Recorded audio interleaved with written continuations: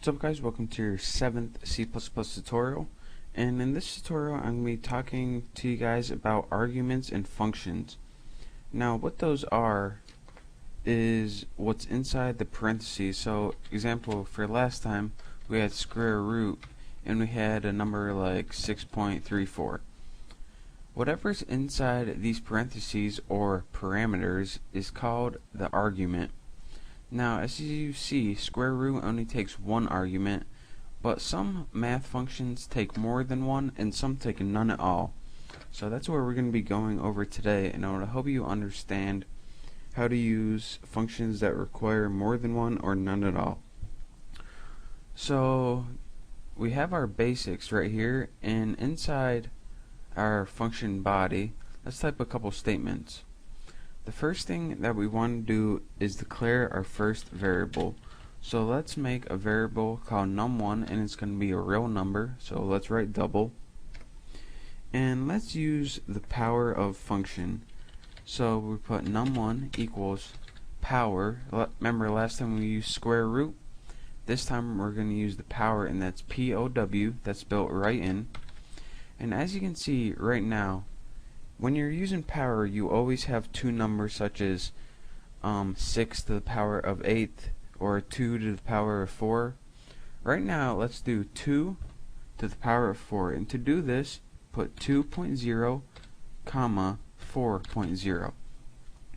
And what this does is automatically assign 2 to the power of 4. It's a function built right in. And how you separate functions with more than one argument is with a comma. So again, a comma separates arguments that have more than one, and again, if it had just one, you would just type it in plain like that. But since this one has two, I'm going to separate that with a comma. Now let's output it on the screen. Remember, C out, and let's just type num1, and actually let's begin a new line. So as you can see, we declared a variable, we set that variable equal to the power of 2 to the 4th, which should be 16, I believe, and then we just outputted it right on the screen. So let's save that, compile and run, and as you can see, we have 16. And that's how you use a math function with more than one argument. But let's say there's a math function with no arguments, such as the function random number. And to do that, just type in the word rand, and this will provide a random number to our user.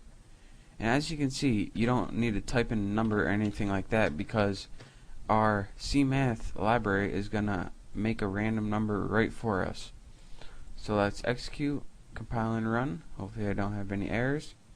And our random number it generated this time is 41. And that's just a random number. It didn't come from anywhere but space.